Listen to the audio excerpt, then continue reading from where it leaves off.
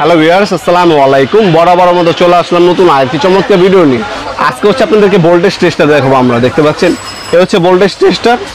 এটা হচ্ছে আপনার কম দামের মধ্যে সব থেকে ভালো কোয়ালিটি, মাত্র 350 টাকা পড়বে। অনলি 350 টাকা। 2 পিস ব্যাটারির সাথে দেওয়া আছে, 2 পিস ব্যাটারির সাথে দেওয়া আছে ফ্রি।